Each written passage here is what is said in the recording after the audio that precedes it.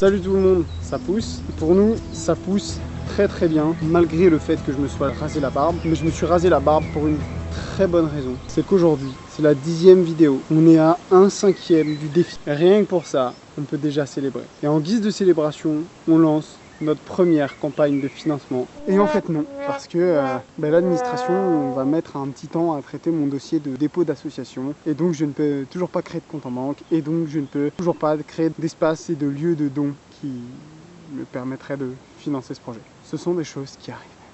Mais j'ai une bonne nouvelle à vous annoncer.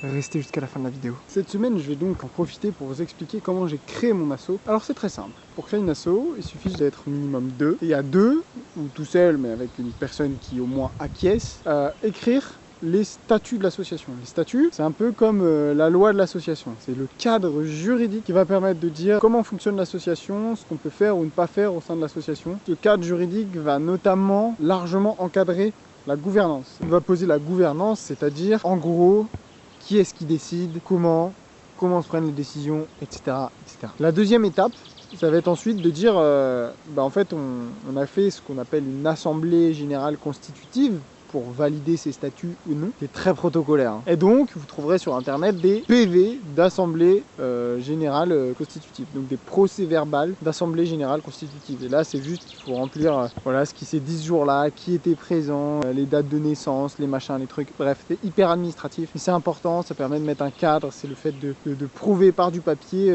que les choses sont faites ou non. Et une fois que ça c'est fait, vous pouvez soit aller en préfecture, soit regarder sur Internet et aller sur un site du gouvernement que je vous mettrai dans la description pour déposer vos statuts et votre PV d'assemblée générale. Et donc, moi, c'est ce que j'ai fait et actuellement, mon dossier est à l'étude pour validation de l'association. Et c'est pour ça qu'aujourd'hui, je n'ai pas le cadre qui me permet d'avoir un compte bancaire et donc avec ce compte bancaire, pouvoir mettre en place la campagne de dons de financement participatif que je veux lancer. Ce que j'ai compris en écrivant les statuts et de ce qu'on m'a dit, c'est que c'était quand même relativement important d'y passer du temps au début. En tout cas, de vraiment comprendre ce que c'est, de comprendre ce qu'ils veulent dire et de comprendre ce qu'on y met dans les statuts.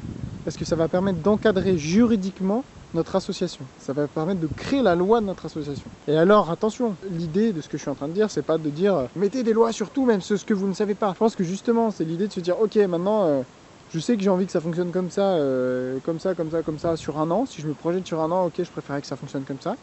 Très bien, je le pose, je l'écris, je mets une bonne forme juridique à tout ça.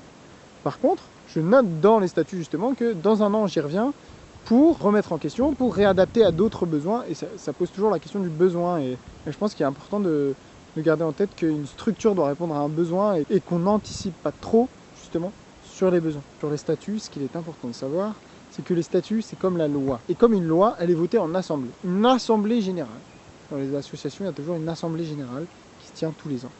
Et dans cette assemblée, on revote, oui ou non, les statuts. Les gens qui sont dans cette assemblée générale, ce sont tous les adhérents de l'association. En tout cas, tous les adhérents qui ont un droit de vote. Putain, le pollen, laisse tomber, quoi. Par contre, s'il y a des petites règles que vous voulez mettre à jour plus souvent, qui ne vont pas tout chambouler dans l'association, mais qui sont importantes à préciser sur les règles de vie de l'association, le conseil d'administration, c'est-à-dire un conseil beaucoup plus restreint dans l'association, qui ne comprend absolument pas tous les adhérents, le conseil d'administration, lui, peut définir un règlement intérieur. Donc là, ça va être des règles beaucoup plus précises. Genre, faut arriver à telle heure, tu vois. Genre, pas le droit au chien. Genre, bon bref, voilà.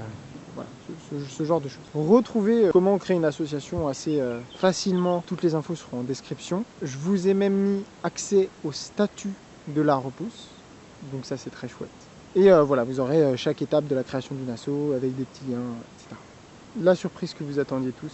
Une nouvelle personne fait partie de l'équipe de la repousse.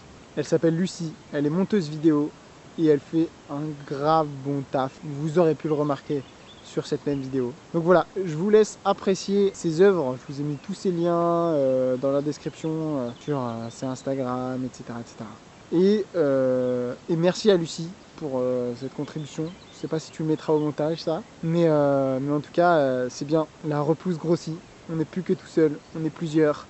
Et vous allez voir qu'on est de plus en plus. Pour finir, simplement vous dire que l'on repousse malheureusement la levée de fonds d'1 mois. J'ai reculé pour mieux sauter. En attendant, je vous laisse avec des petites images du lieu dans lequel j'œuvre actuellement, chez Virginie, dans lequel on a organisé notre chantier numéro 3. Bref, profitez bien et à très bientôt, les mains dans la terre. Il est encore bien temps de nous rejoindre dans ce magnifique lieu.